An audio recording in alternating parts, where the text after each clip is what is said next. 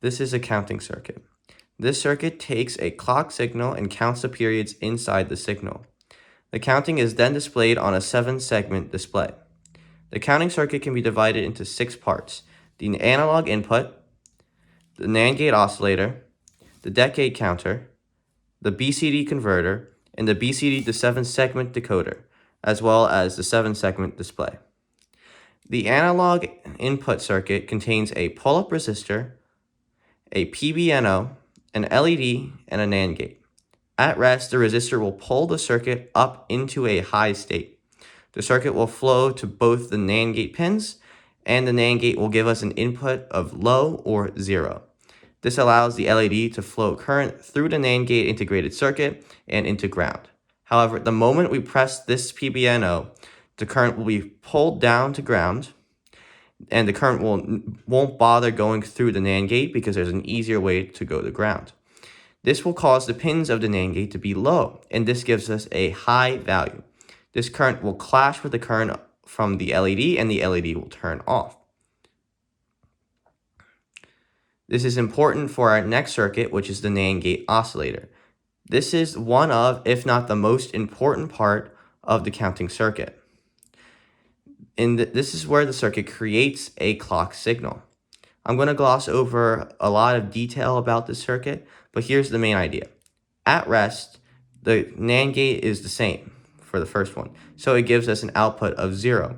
This current is sent to one of the pins of the second gate, which gives us an output of 1. This current is this charges the 0.1 microfarad capacitor and is cascaded down to 2 other NAND gate pins, which finally gives us an output of 1. This will clash with our LED current, and the LED is off at rest, as we can see here. The moment we press the PBNO, you can see that the LED will oscillate. This is because of the tiny 0.1 microfarad capacitor here. Now that the current is being pulled down, our NAND gate is receiving a high input. This, coupled with its high output, causes the output to drop to 0. This allows the capacitor to release its current directly into the 4th NAND gate, which switches the output to low, allowing the LED to turn off. By this point, the second NAND gate has received its low output and has switched to a high output. This output recharges the capacitor, and in the process repeats itself. This constant switch between high and low states is our clock signal, and the period between 2 high states or 2 low states is called the period. The next part of the circuit is the 4017 or the decade counter. This integrated circuit will take the period and count from 0 to 9 using a 10-segment LED bar graph. However, we don't use the 4017 to its full potential in the circuit, and we mostly keep it here for its divided by 10 output pin, which lengthens the periods by 10 times. This makes the duration of the counter longer and easier to read for the user. The next part of the circuit is the 4510 or the 4516 BCD converter. This integrated circuit takes the clock signal and converts it into binary values through 4 pins. The 4510 counts from 0 to 9, but the 4516 can go up to 15. However, the 4516 is not as useful for the 7-segment display, as the display only shows decimal values.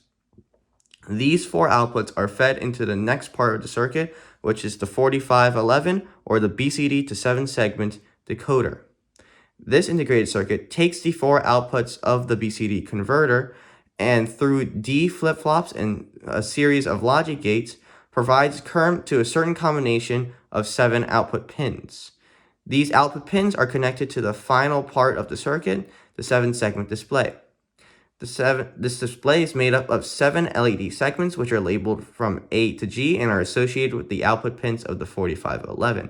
Depending on the periods being counted, the display will show a value in decimal notation. This display is a common cathode version of the 7-segment display, where LEDs share a common cathode lead to ground rather than having one for each of them. A common anode display is when all the LEDs receive current from the same lead but have their own ground pins. Along with the basic counting circuit, we also have 5 switches which control different aspects of the circuit. The first of which is the up/down switch. So in this switch controls the direction that the circuit counts in. For example, in this position, the circuit will count up. So it will count from 0 to 9. However, if we move it, this up or down pin is now connected to ground, and it will begin to count down.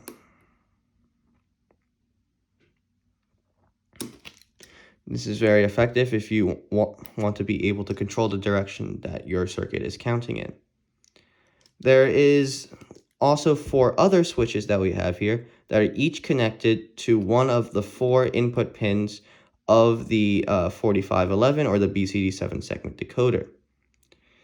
These switches are responsible for the input of the D flip-flops in the 4511, which control the logic gates inside of it. So these have very interesting consequences when you turn them to low, because it affects the logic of this circuit. So for example, if we were to switch this one off, it would begin to count up in 2. So 1, 3, 5, and then it will go to 7, and then it will go to 9. So as you can see here, it has very interesting consequences to the circuit's actions depending on which one of these are high and which one of these are low. Now that we have finished breadboarding the counting circuit, it is now time to make the final version using a printed circuit board or PCB and a case. And that would look something like this. This is our final version of the counting circuit. As you can see, we have a PCB which has been soldered, and we also have a nice case which holds the PCB, and we have these screws that make sure that the PCB doesn't fall out. We can see that when we turn this thing on using the switch, and we can press the PBNO to begin counting. And because our other second switch is in the down position, the circuit is currently counting down. However, if we were to switch this to up, the circuit would begin to count up.